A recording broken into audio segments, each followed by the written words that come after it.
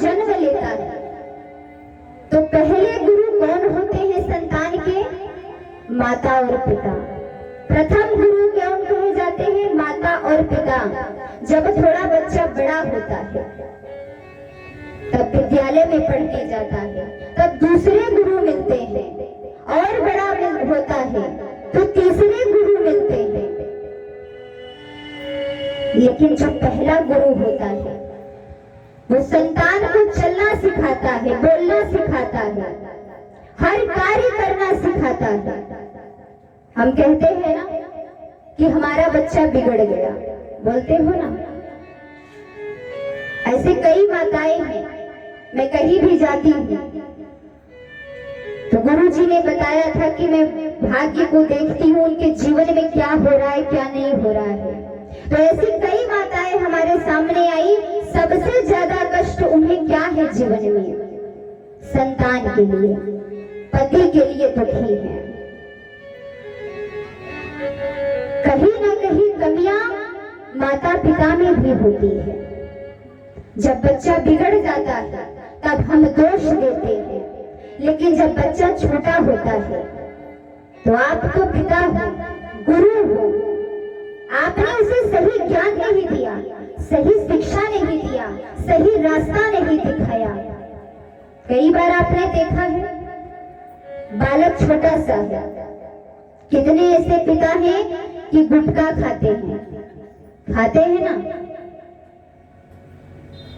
तो सोचते हैं ये बालक है, इसे क्या समझ में आएगा।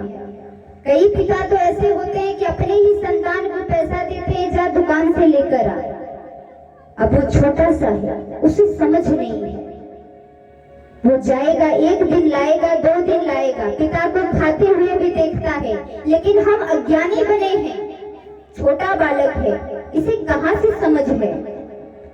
पहले वो देखता है, फिर एक दिन वो भी संतान एक बार टेस्ट लेगा कैसा है, वो भी खाएगा।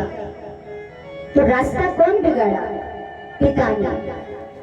आप जैसा करोगे संतान वैसा ही बनेगा, आप जैसा मार्ग दिखाओगे वैसा ही संतान चलेगा। लेकिन कहीं ना कहीं से आपने देखा है, कोई पड़ोसी का बच्चा है, बहुत तेज है पढ़ने में, तो हम उस बच्चे को देखते हैं, और अपना बच्चा थोड़ा कमजोर है पढ़ने में, तो बार बार हम उसे पूछते हैं, तू पढ़ाई नहीं करता? देख सामने वाला है कितना तेज है पढ़ने में, तेरे अंदर ज्ञान नहीं है, तू जीवन में कुछ नहीं कर सकता। कितना कोसते हैं। कहते हैं संतान के मनोबल को बढ़ाने वाला, उसे उन्नति के रास्ते पर ले जाना एक पिता का कर्तव्य होता है। आप उसे कोसिए मत, उसे कमजोर मत करिए, आप उसे और हौसला दीजिए। कहते हैं जब बच्चा बोलना नहीं जानता, जन्म लेता है, तो वो कुछ बोल नहीं पाता, लेकिन वो कब बोलता है? माता और पिता के सहारे। वो चल नहीं पाता तो चलना कैसे सीखता है? माता पिता के सहारे। तो फिर अगर वो कुछ नहीं कर रहा है, अच्छी पढ़ाई नहीं कर रहा है, कुछ करके दिखा नहीं रहा है, तो वहां भी हमें बढ़ चढ़ के उसकी मदद करनी चाहिए। वो भले ही अज्ञानी है, लेकिन आप उसके सामने उसे कमजोर मत बनाओ। आप सामने वाले की क्यों देखते हो कि सामने का बच्चा बहुत पढ़ने में तेज है? आप अपने संतान के विषय में सोचो।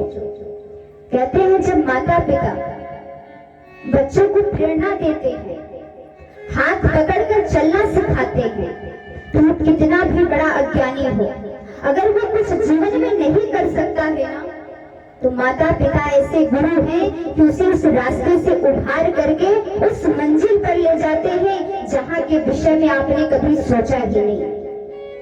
मैंने कलयुग में कैसे कुछ ऐसे पिता हैं जो डांटते रहते हैं तो जीवन में कुछ नहीं कर पाएगा, तो वो संतान कैसे कुछ करेगा? जब आप पिता होकर के ही उसका रास्ता काट रहे हो, उसके मनोबल को कमजोर कर रहे हो, तो वो कभी आगे नहीं बढ़ सकता। जरा विचार करिए, इस संसार में ऐसी कोई चीज नहीं है जिसकी प्राप्ति नहीं कर सकते हो। मैंने अपने जीवन में सिर्फ एक ही चीज की मांग की थी, क्या? परमात्मा की सेवा।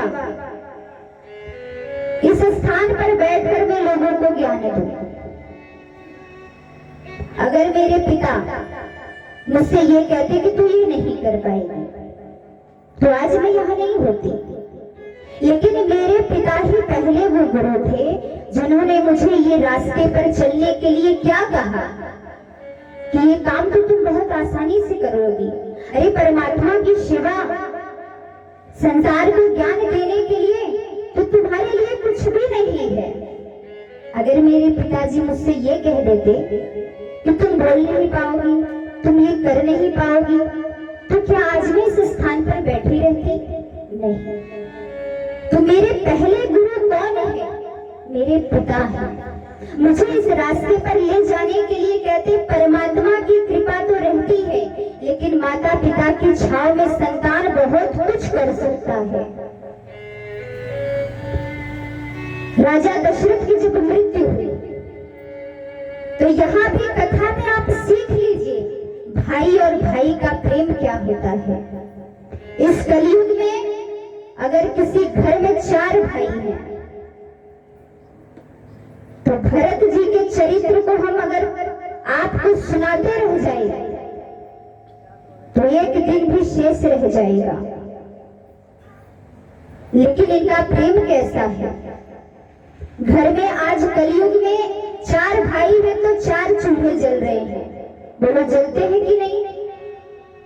लेकिन कहते हैं 4 चूल्हे भले ही अपने घर के जला लो, लेकिन प्रेम का चूल्हा एक ही जलना चाहिए। आज घर में प्रेम नहीं है, हम कथा सुनने तो बैठ जाते हैं, भगवान राम के चरित्रों को सुनते हैं। ये कथा आपको क्या सीख दे रही है? पिता और पुत्र का प्रेम कैसा होना चाहिए, भाई और भाई का प्रेम कैसा होना चाहिए। लेकिन सुनने के बाद भी हम अज्ञानी बने रहते हैं, अपने जीवन में वही कार्य कर रहे हैं जो नहीं करना चाहिए।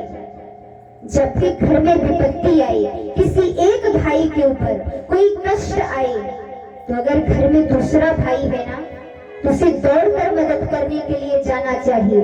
वहां विचार नहीं करना चाहिए कि हम तो अलग हो गए हैं, तो फिर हम क्यों जाए। क्योंकि जब कष्ट